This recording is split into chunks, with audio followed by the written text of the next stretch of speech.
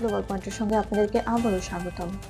বিশ্ব রাজনীতি ও আন্তর্জাতিক অর্থনৈতিক গুরুত্বপূর্ণ ঘটনাগুলো নিয়ে আমরা হাজির হয়েছি আজকের আপডেটে। ভিডিওটি ভালো লাগলে সাবস্ক্রাইব করতে ভুলবেন না। বিশ্ব রাজনীতির প্রভাবশালী রাষ্ট্রগুলোর ভূমিকা নিয়ে একটি পুরনো প্রবাদ প্রায়ই শোনা যায়, জোর যার সিদ্ধান্ত অনেক সময় তার।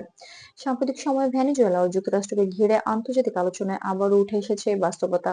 সামাজিক আলোচনায় আবারও যোগাযোগ মাধ্যম ও কিছু অনলাইন প্ল্যাটফর্মে এমন দাবি ছড়িয়েছে যে মার্কিন সাবেক প্রেসিডেন্ট ডোনাল্ড ট্রাম্প ভেনেজুয়েলার বিরুদ্ধে সরাসরি কঠোর পদক্ষেপ নিয়েছেন এবং দেশটির নেতৃত্বকে লক্ষ্য করে চরম সিদ্ধান্ত গ্রহণ করেছেন।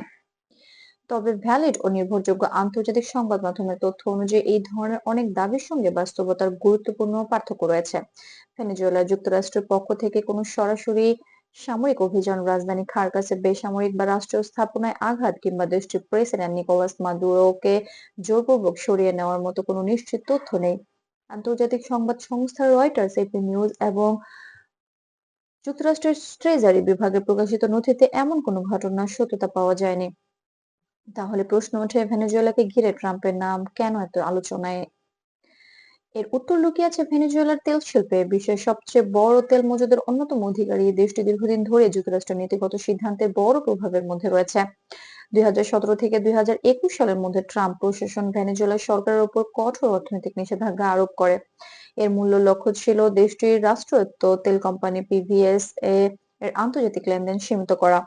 এই নিষেধাজ্ঞার ফলে ভেনেজুয়েলার তেল রপ্তানি উল্লেখযোগ্যভাবে কমে যায় এবং বৈদ্যুতিক মুদ্রা আয়ের বড় একটি পথ সংকুচিত হয়। তবে এটাও পরিষ্কারভাবে বলা প্রয়োজন, যুক্তরাষ্ট্র বা ট্রাম্প প্রশাসন কখনোই ভেনেজুয়েলার তেল শিল্পের মালিকানা নেয়নি বা সরাসরি নিয়ন্ত্রণ প্রতিষ্ঠা করেনি, বরং নীতিগত সিদ্ধান্ত ও আর্থিক সীমাবদ্ধতার কারণে একটি চাপ সৃষ্টি করা হয়েছিল।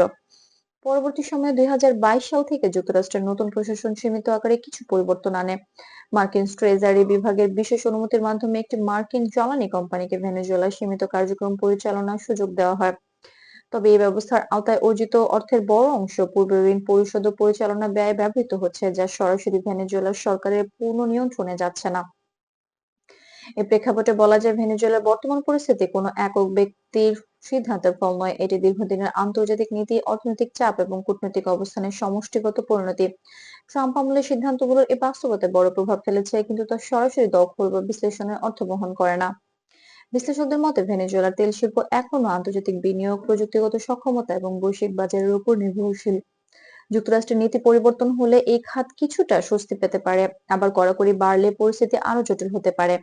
সব মিলিয়ে ভেনেজুয়েলাকে ঘিরে ছড়িয়ে পড়া অনেক নাটকীয় দাবি বাস্তবতার সঙ্গে পুরোপুরি সামঞ্জস্যপূর্ণ নয়। বাস্তব চিত্রটি হলো নীতিগত চাপ, অর্থনৈতিক সীমাবদ্ধতা এবং আন্তর্জাতিক রাজনীতির জটিল সমীকরণ। গ্লোবাল পয়েন্টের পক্ষ থেকে আজকের বিশ্লেষণ এতটুকুই। বিশ্ব রাজনীতি ও আন্তর্জাতিক অর্থনীতির নির্ভরযোগ্য আপডেট পেতে আমাদের চ্যানেলটি সাবস্ক্রাইব করে সঙ্গে থাকুন।